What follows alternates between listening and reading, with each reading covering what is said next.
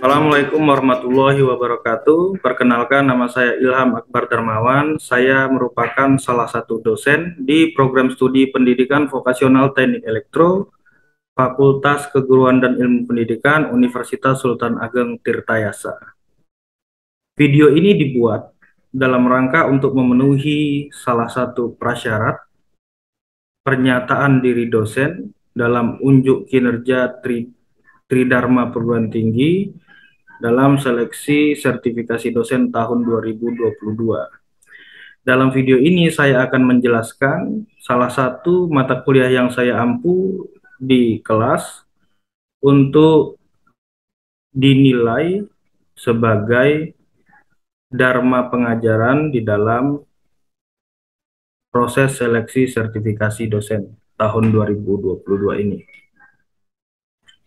Berikut ini adalah outline dari penjelasan mata kuliah yang saya ampu. Yang pertama, ada deskripsi mata kuliah. Yang kedua, kompetensi yang diharapkan atau CPMK di dalam mata kuliah ini. Selanjutnya, ada sistem pembelajaran yang saya terapkan di dalam mata kuliah ini.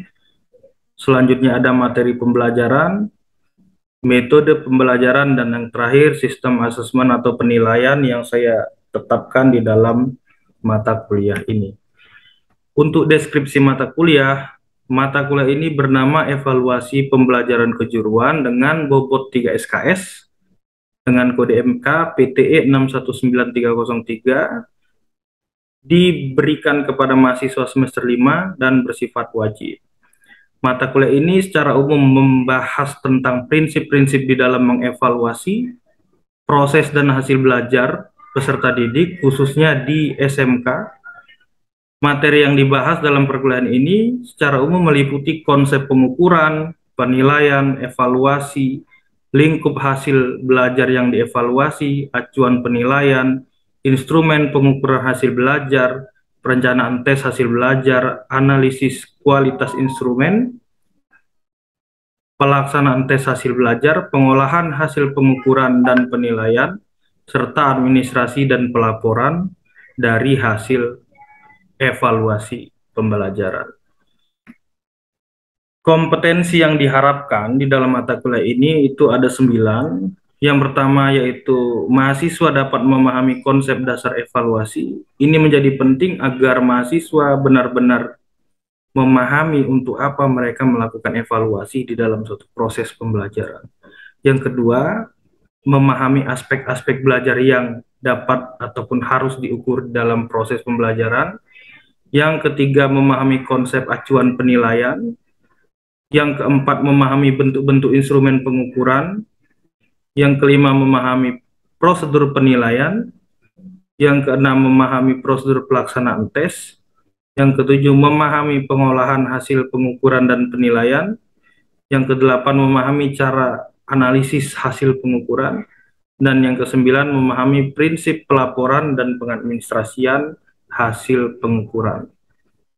Jadi, dari ke-9 mata kuliah ini sebenarnya mahasiswa diminta untuk memahami secara utuh tentang satu kesatuan konsep pengukuran dan evaluasi hasil pembelajaran selama satu periode pengajaran atau biasa satu semester. Ya, sistem pembelajaran di mata kuliah ini dilakukan selama 16 kali pertemuan tatap muka secara daring. Saya memanfaatkan berbagai platform. Yang pertama Zoom, Google Meet, dan LMS yang disediakan oleh universitas, sehingga mata kuliah ini dapat diselenggarakan secara sinkronus maupun asinkronus. Beban SKS yang diberikan pada mata kuliah ini adalah 3 SKS dengan setiap SKS-nya berbobot 50 menit dan ada 2 kali ujian pada mata kuliah ini. Yang pertama ujian tengah semester pada pertemuan ke-8 dan ujian akhir semester pada pertemuan terakhir atau ke-16.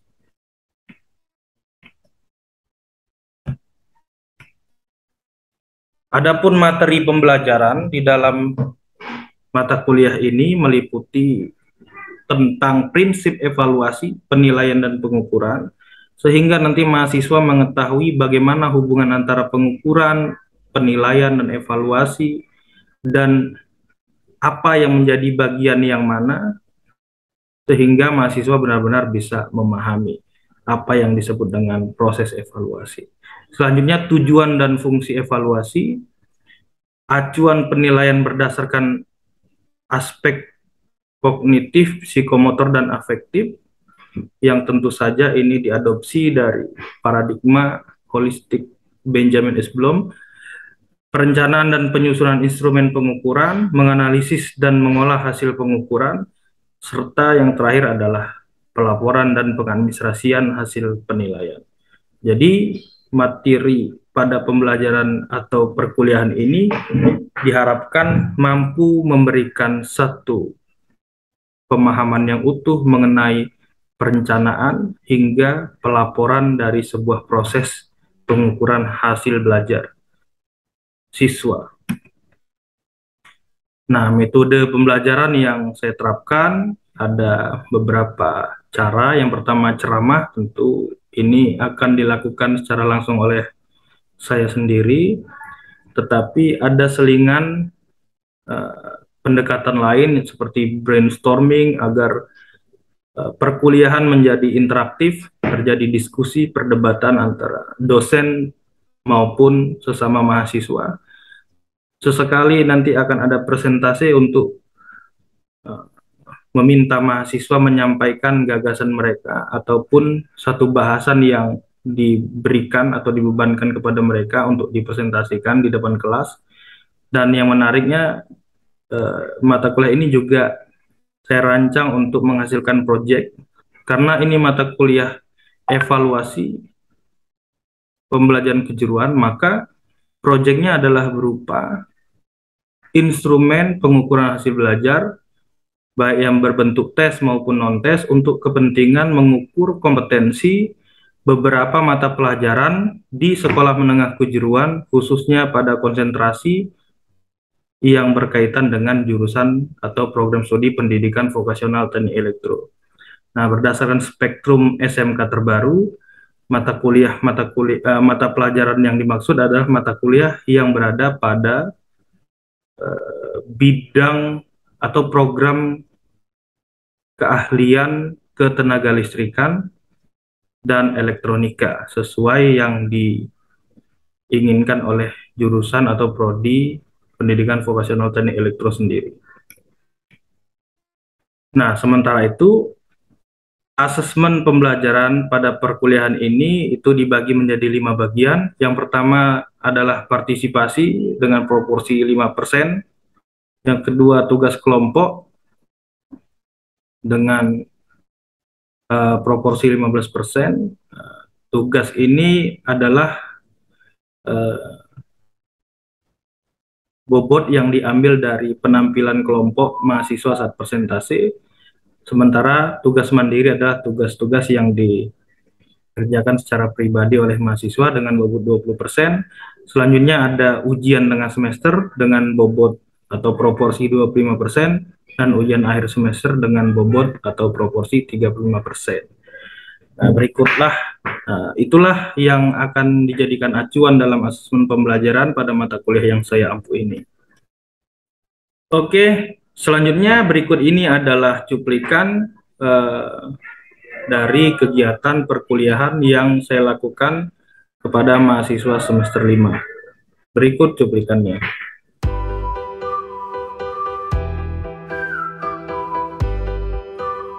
Ada 3 ranah yang bisa diukur di dalam diri manusia sebagai pelajar. Yang pertama ranah afektif, yaitu yang berkaitan dengan sikap, ya.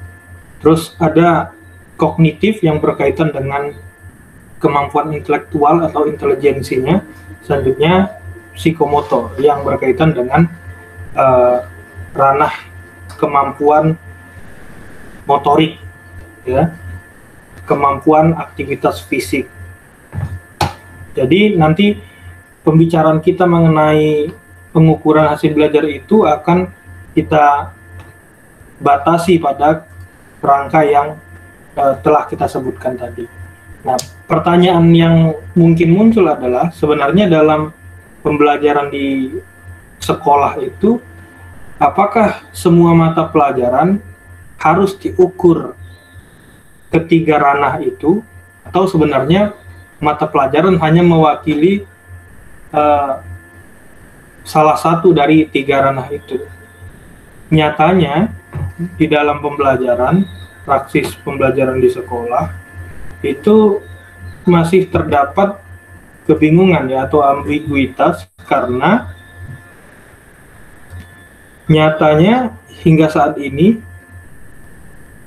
kita masih mengenal istilah, misalnya kalau di SMK ada mata pelajaran produktif gitu ya, ada mata pelajaran normatif. Jadi apakah mata pelajaran produktif membutuhkan pengukuran pada domain afektifnya? Nah, itu masih jadi perdebatan. Hingga saat ini belum ada semacam ketegasan ya. Nah, apakah mata pelajaran mewakili dari ranah-ranah itu, atau sebenarnya setiap mata pelajaran memiliki unsur dari ketiga ranah itu. Jadi itu masih menjadi perdebatan. Nanti kita akan coba ulik di di diskusinya ya. Nah, sekarang saya mau cepat saja menjelaskan domain-domain ini. Yang pertama itu ada domain kognitif ya. Domain kognitif ini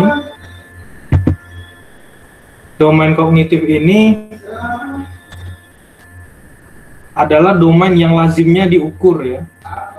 Karena seperti yang saya katakan tadi, lazimnya itu artinya kegiatan pembelajaran di sekolah di Indonesia yang kita kenal ini adalah pengukurannya berdasarkan dengan domain kognitif. Domain kognitif itu di sini disebut adalah ranah yang mencakup kegiatan mental atau otak. Menurut Bloom, segala upaya yang menyangkut aktivitas otak adalah termasuk dalam ranah kognitif. Ranah kognitif berhubungan dengan kemampuan berpikir, termasuk di dalamnya kemampuan menghafal, memahami, mengaplikasi, menganalisis, mensintesis, dan mengevaluasi.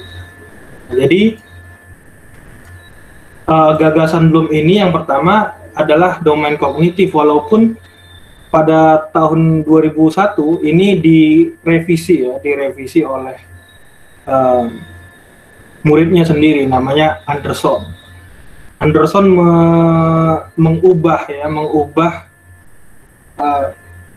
tingkatan kemampuan kognitif itu menjadi kata kerja supaya lebih mudah diukur, mungkin ya maksudnya. Jadi yang pertama ada pengetahuan diubah menjadi remember, menjadi mengingat gitu. Jadi lebih operasional, dan di atas ada yang diubah, dipindahkan gitu. Kalau menurut menurut Bloom yang paling tinggi adalah evaluasi, sementara menurut Anderson ini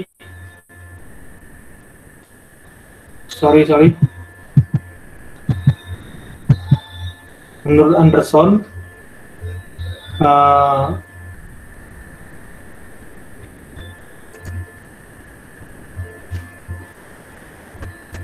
Anderson ini yang paling tinggi adalah kemampuan untuk mencipta ya, atau mengevaluasi. Nah, dari kerangka ini kemudian lahir istilah lower order thinking skills ya, atau LOTS, yang selanjutnya ada HOTS juga. HOTS itu high order thinking skill. Jadi kemampuan berpikir tingkat tinggi itu dimulai dari kemampuan menganalisis, mengevaluasi, dan menciptakan sesuatu. Sementara sisanya itu adalah lower order thinking skills, jadi kemampuan berpikir rendah.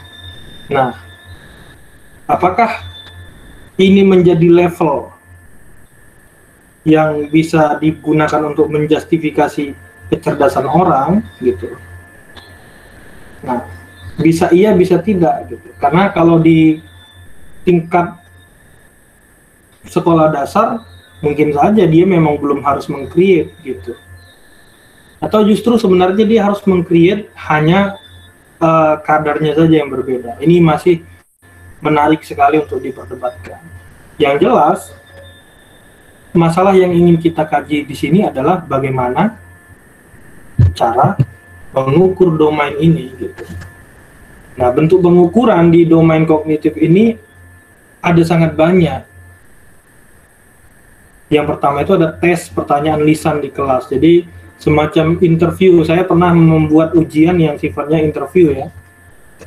Jadi itu dibolehkan di dalam pengukuran. Nah, yang paling kita kenal mungkin pilihan ganda atau uraian objektif ada juga. Uraian objektif ini maksudnya uraian yang menggunakan kata-kata kunci, di mana si peserta didik yang dites, kalau dia penjelasannya atau jawabannya mengandung unsur dari kata-kata kunci yang identik dengan jawaban, maka dia akan dianggap benar. Tentunya ada uraian non objektif atau uraian bebas. Ini ya lebih bebas dan sifatnya biasanya sangat subjektif jadinya, karena bisa jadi kemampuan imajinasi si siswa ini sangat bagus sehingga dia bisa menjelaskan sesuatu menjadi lebih detail gitu ya, menjawab sesuatu yang sederhana dengan kompleks gitu. Ini mungkin agak memakan waktu kalau Anda jadi guru ya untuk menerapkan ini, tapi tentu saja lebih bagus dibanding pertanyaan-pertanyaan yang model-model pengukuran yang sebelumnya. Nah, terus ada jawaban atau isian singkat ya, ini biasanya tidak mampu untuk merepresentasi sesuatu yang sifatnya kompleks. Seperti tadi kan kalau kita lihat segitiga ini kan ada domain-domain, ada ya, hierarki kemampuan ini ya. Jadi kalau pertanyaan dasar ya paling dia bisa digunakan untuk mengukur yang masih level load ini ya, bagaimana mengaplikasikan, misalnya itu kan masuk ke dalam ranah apply, mengaplikasikan atau memahami, dan paling dasar itu mengingat. Jadi pertanyaan-pertanyaan yang bisa digunakan itu tentu saja harus bersesuaian dengan level mana yang ingin diukur, menjodohkan portofolio dan performance. Jadi Anda harus bisa memilih sesuatu pengukuran, sesuatu bentuk alat ukur itu mau digunakan untuk mengukur pada level yang mana gitu. Nah, menurut saya misalnya kalau saya ajukan pertanyaan, apakah kemampuan berpikir kritis itu atau higher order thinking skill, kemampuan berpikir tingkat tinggi itu tepat kalau pengukurnya pakai pilihan ganda, daya beda atau perbedaan antara pilihan-pilihan jawaban. Tapi dalam pilihan ganda kan tetap saja ada unsur laki kan, ada unsur keberuntungan kan. Seandainya seseorang tidak punya kemampuan yang memadai tentang sesuatu yang ditanyakan, tetap saja dia punya modal peluang benar sebesar, kalau pilihan gandanya, kalau pilihannya ada 4, ya dia punya peluang benar sebesar 25% kan. Kalau pilihan gandanya 5 pilihan, itu punya peluang 20%. Jadi tetap ada unsur keberuntungan. Nah, apakah unsur keberuntungan masih bisa disebutkan sebagai sesuatu yang bisa mengukur hal-hal yang sifatnya tingkat tinggi tadi, higher order thinking skills? Ranah apa, terus bagaimana cara mengukurnya? Saya berharap semua bisa memahami apa yang saya maksudkan ya. Nah, penilaian hasil belajar psikomotor atau keterampilan harus mencakup persiapan, proses, dan produk. Jadi menurut Bloom ini setidaknya ada 3 tahapan yang dilalui dalam mengukur keterampilan, yaitu persiapan ya, terus proses dan produk. Jadi ada persiapan, ada pelaksanaan, dan ada hasil gitu. Penilaian dapat dilakukan pada saat proses berlangsung, yaitu pada waktu peserta didik melakukan praktek. Atau Pak, izin bertanya, Pak. ya, Ini paling dari yang psikomotor tadi, apakah psikomotor itu suatu cara yang dihasilkan dari domain kognitif dan afektif, Pak? coba diulang.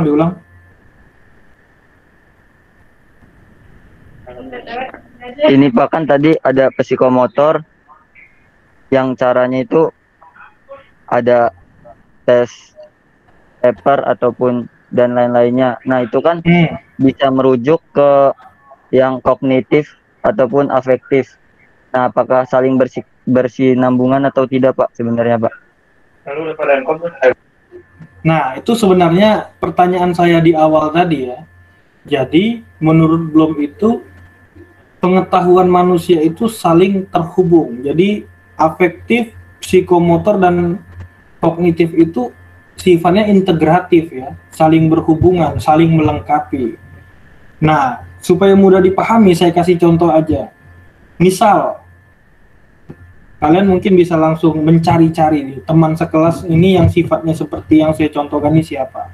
Jadi ada seseorang yang dia nggak mampu untuk katakanlah menjelaskan dengan terstruktur baik gitu ya, deliverynya tentang sesuatu. Kalau kalian minta ajarin itu dia nggak pintar gitu. Tapi kalau dia langsung mengerjakan sesuatu itu, misalnya dikasih masalah, minta perbaiki apa kayak laptop atau apa, dia langsung bisa. Sebelum menjadi guru, contohnya kayak kita semua gitu, kan belajar perihal seperti ini. Nah, jikalau udah lulus dan ingin mendaftarkan guru, udah jadi guru, apakah ada pelatihan lebih gitu untuk menunjang dari domain-domain tersebut, Pak? Ya, pelatihan-pelatihan itu mestinya ada. Misalnya dari pelatihan yang paling wajib ya, tentu adalah pelatihan profesi kan gitu. Hanya saja kita tidak usah terlalu ini ke sana, karena ini bukan kuliah tentang perencanaan masa depan ya, tapi ini kuliah bagaimana cara merancang suatu pengukuran. Saya hanya memberi contoh-contoh itu supaya kalian bisa punya bayangan. Misal saya ambil contoh-contoh yang dekat saja ya. Katakanlah skripsi kakak tingkat kalian itu di dalamnya ada praksis dan teori tentang suatu kegiatan belajar. Nah, di sana ada dituliskan bagaimana cara merencanakan suatu kursus atau suatu pelajaran. Sebut saja misalnya yang baru ujian itu ada DESI ya, DESI itu buat suatu media pembelajaran pemanfaatan PLC. Berarti kan dia membuat suatu rencana pembelajaran.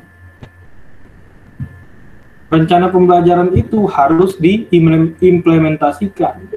Nah, berarti dia mengerjakan suatu strategi atau teaching method gitu ya di dalam implementasi konsep dia tadi. Setelah itu